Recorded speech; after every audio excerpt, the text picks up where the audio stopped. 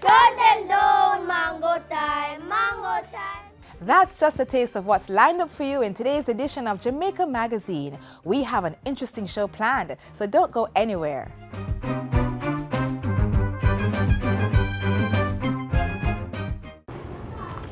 What you want, Jay? No, go on my general, no school, no work, no nothing. Check this out. Maybe it can help you. There's some I go. Are you between 18 and 24? Have you dropped out of school to look for work? Improve your chances by joining the National Service Corps. We will get you trained and certified and give you the start you need. This program has been designed to equip you with the core skills and support to succeed in the world of work. Grab your opportunity now. Apply for the National Service Corps program. Get trained, get certified, get ready for work. For more information, contact a Heart Trust NTA or National Youth Service office.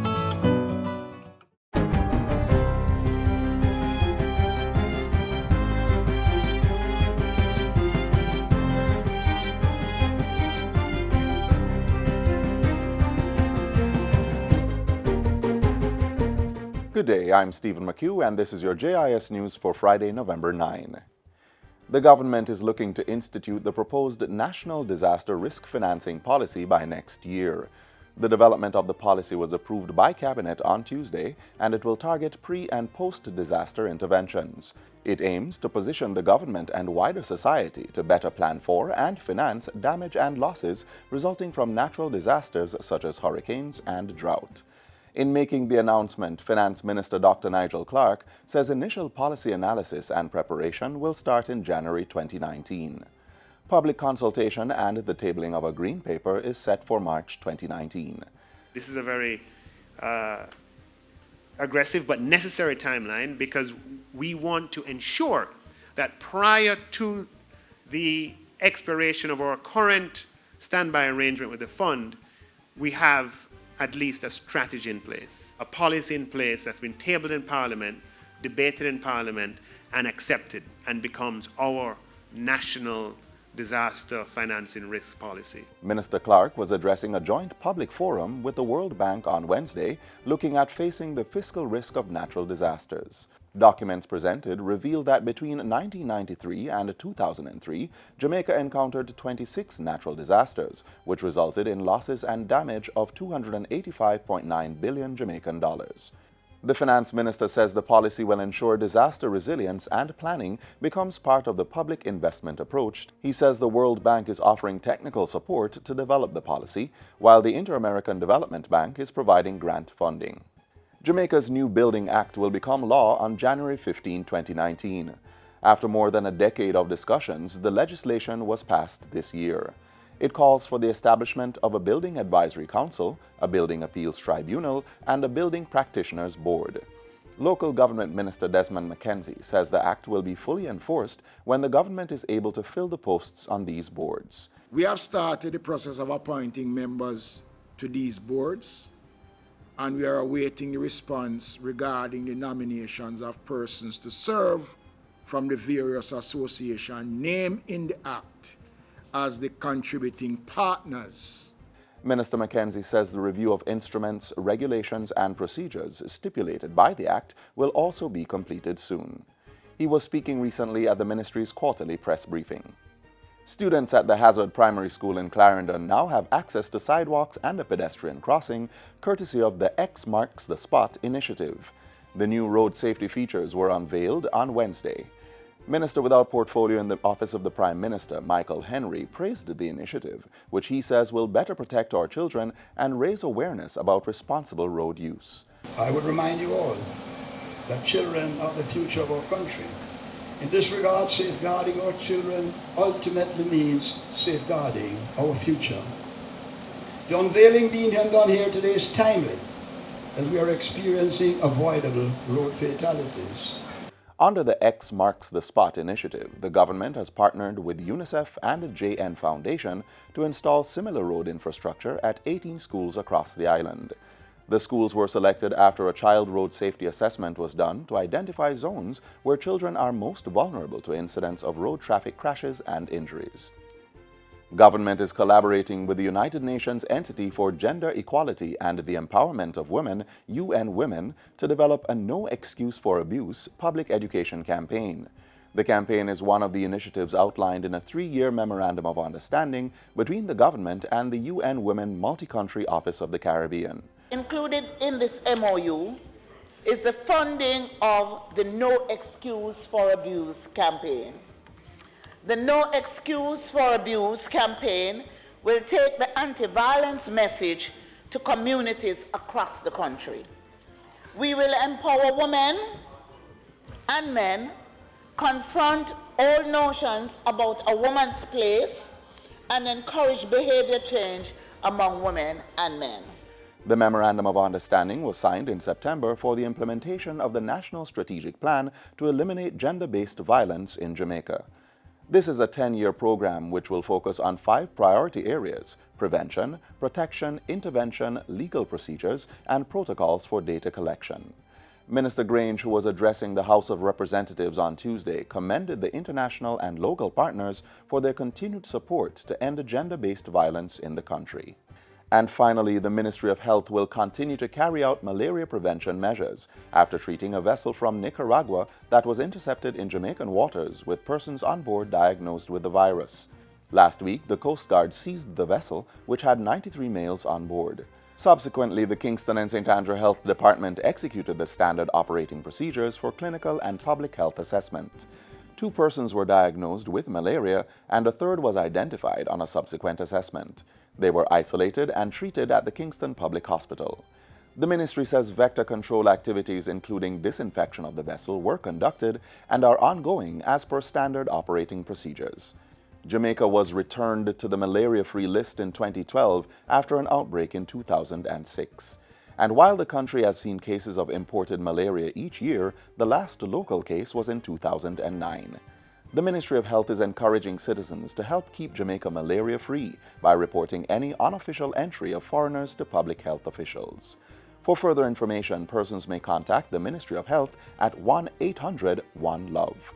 And that's it for JIS News Today. I'm Stephen McHugh. Thanks for watching.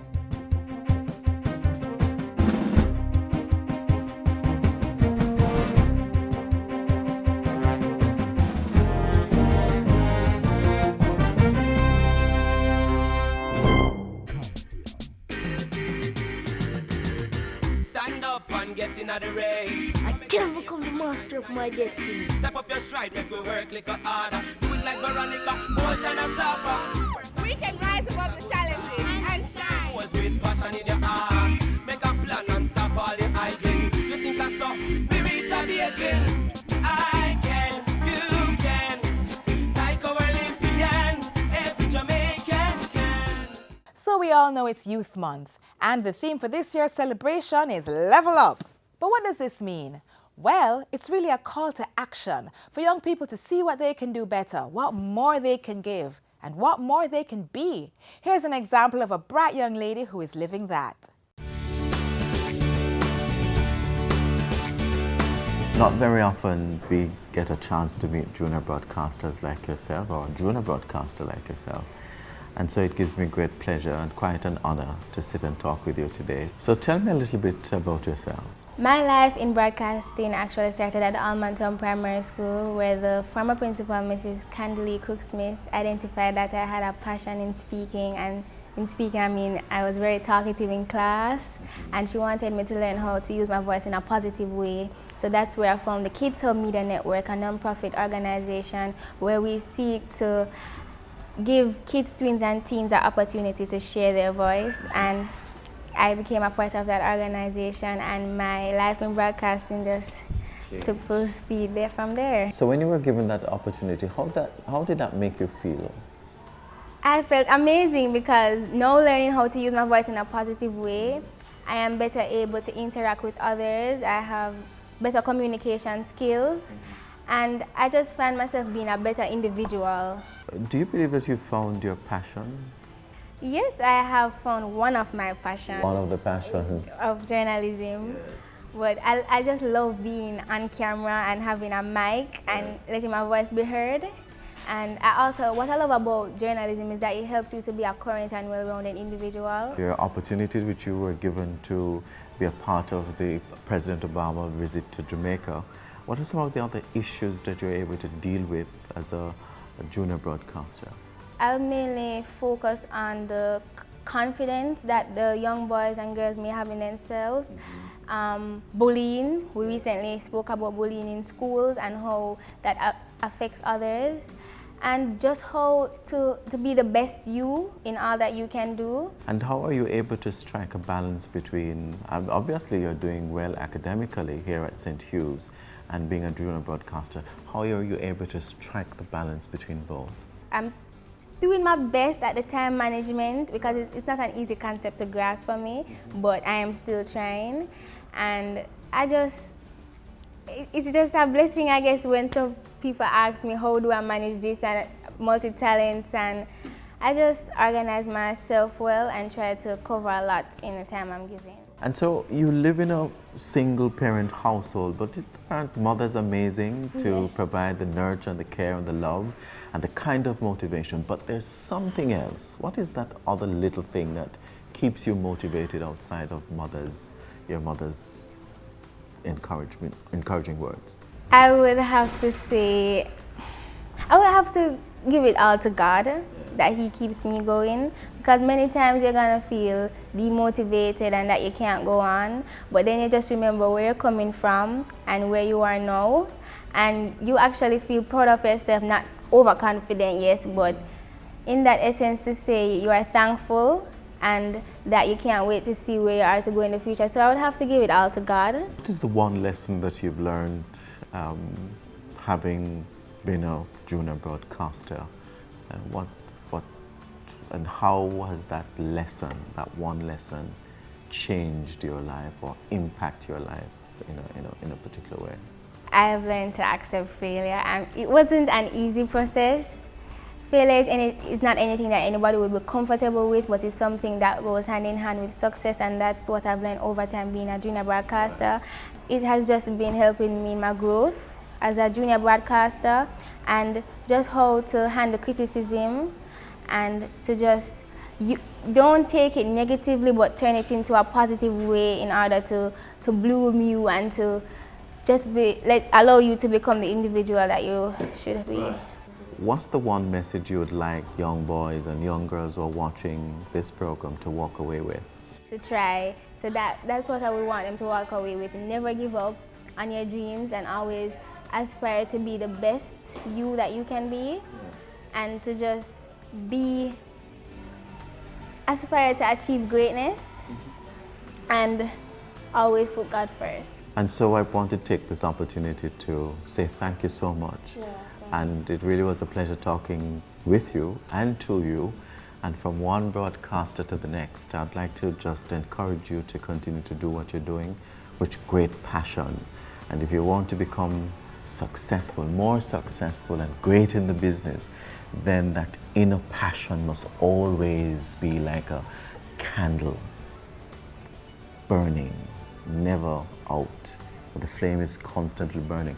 That when you think about all the things that you want to accomplish, you feel so good inside, and you're filled with so much joy.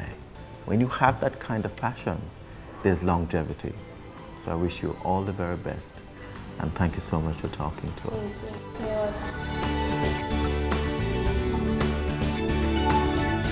Hear this, youth, older people, mature people, anyone who is listening right now, don't wait for extraordinary moments.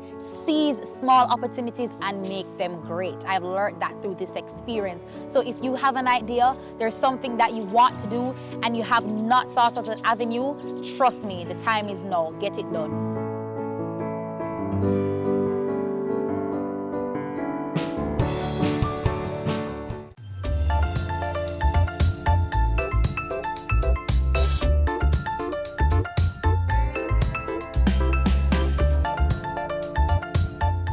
So you saw part 1 of our 2018 GIS Heritage School Tour Roundup yesterday. Well, as promised, we have part 2 for you today. You can get it if you really want, but you must try and try. try and try. You'll succeed at last. Undoubtedly, songs like these are a great part of our heritage. Welcome to part 2 of the JIS Heritage Tour. I'm Sandra Clark. Stay with us. You can get it if you really want. Yeah. You can get it if you really want. You can get it if you really want, but you must try. Try and try. Try and try. You'll succeed at last.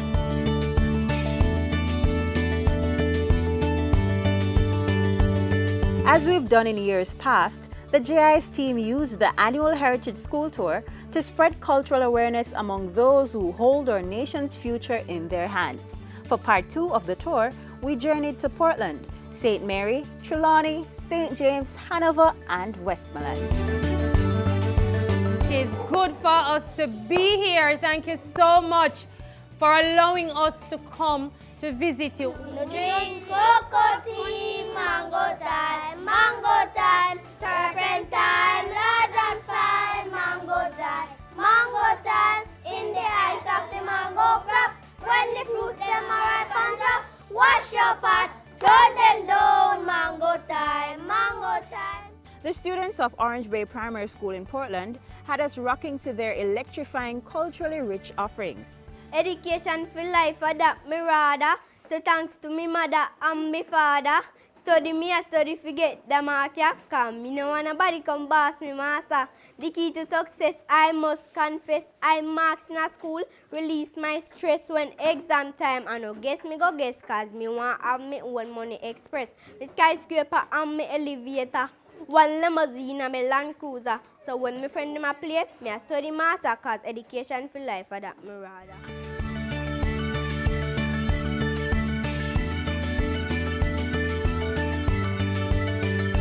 Sister Parish St. Mary was our next stop, and they sure kept the vibes coming. Your name, deliver your mercies. Whenever I fall, you lift me up. Glory to thee, oh God.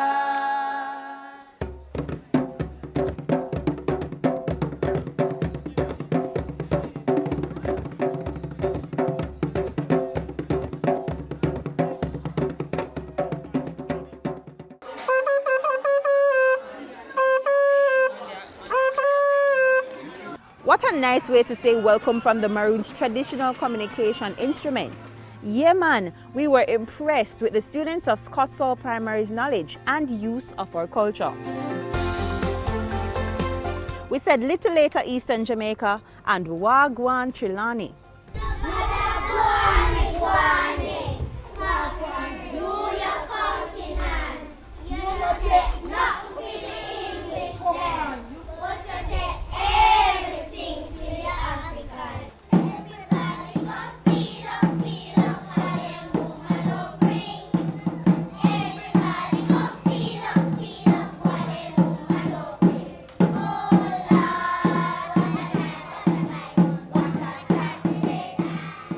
That's right, Falmouth Primary. Nobody guani, and nobody come a Bendong market, come feel up. When the roll is called out, I'll be standing taller to face the darkest and the hardest of times. We'll be taking care of all the children thereof, but it's required to be on the front line. You can call me by my name, I am ready to roll. Cedric Titus left us feeling like they could vie for top honors on any musical competition show. St. James was our next stop, and the students at the schools we visited didn't disappoint.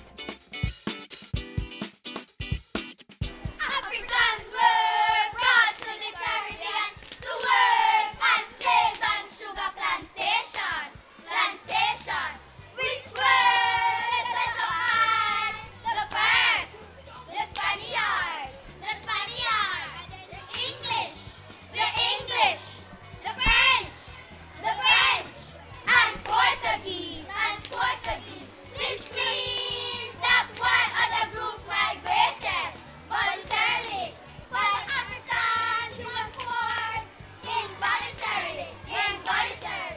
You see how me trial now, ma? That maga girl Wingy want put me in a cas. I'm big lion Tory.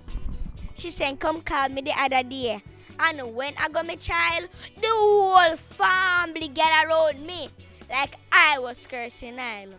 Them say somebody tell me story. And she tell her daughter that Lou they walk about and definite her character. And there's somebody what tell me story. So there's somebody what know Wingy. So Wingy tell that somebody, and that somebody must be me.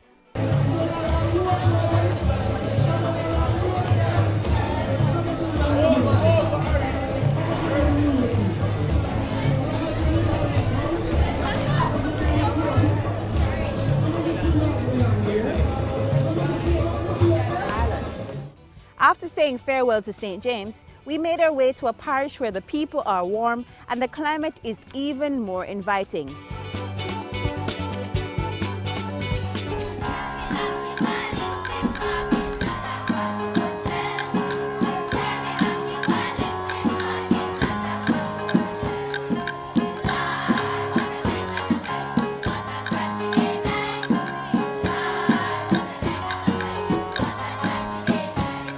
The students even displayed some traditional items. We ended our school tour in Westmoreland, and the gates of Ferris Primary School were wide open to welcome the JIS team. Won't you help me sing this song of freedom? 'Cause all I ever had, redemption song. And during our rap session, we were left impressed with the students' knowledge of things Jamaican. I learned that Jamaica was also called Examaica. Nice. All right, here you go.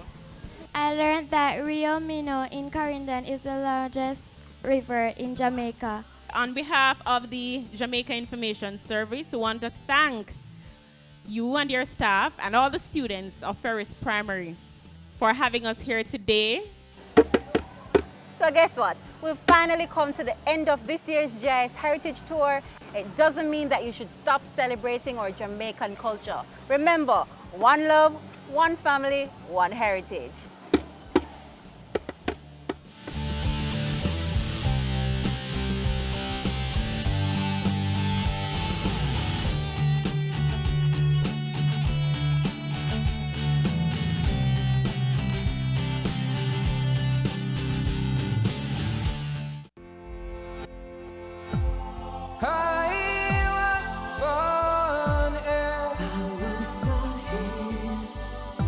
And I was raised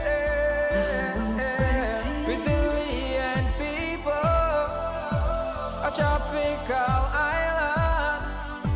Oh yeah, and I learned to smile. Here I learned what love is. Authentic Jamaica, the happiest island, oh yeah. So let's remind ourselves and tell the world hello, hello. I'm a Jamaican, we are Jamaicans.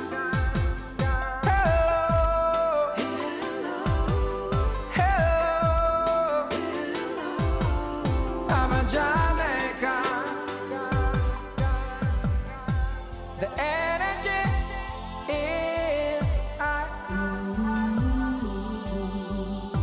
Our people proud and strong. When we stand together, we're rising for better. Oh yeah. We're many, but one. Together we will strive, and unity is our strength. We rise from our struggles, oh yeah. So let's remind ourselves and tell the world hello, hello.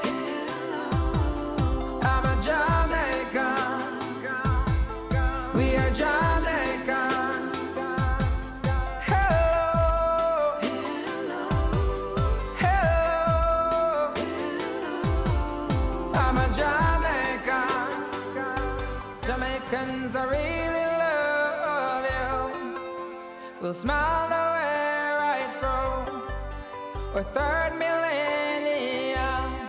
I really like you, forever love you. We are wonderfully great, with happiness at all. Now, tomorrow, forever. I really like you, forever love you. Jamaica, Jamaica. Jamaica, Jamaica, Jamaica, Jamaica. So let's remind ourselves and tell the world hello, hello. I'm a Jamaican. We are Jamaicans. Hello, hello. I'm a Jamaican. 'Cause I was born here. And I was raised here. Sunshine Jamaica, my blessed Jamaica. Mighty one, oh, I bless our land always, for strength and our vigor, with love and our courage, oh yeah. So let's remind ourselves and tell the world hello, hello. I'm a Jamaican. We are Jamaicans. Hello, hello. I'm a Jamaican. And just like that, we have arrived at the last page of today's magazine. But don't worry, you can turn the pages with us again tomorrow and every day after. While you wait, visit our website, jis.gov.jm, for our daily video uploads and news stories. You may also follow us on all our social media sites for the latest information on government initiatives and programs. I'm Audrey. Thanks for watching.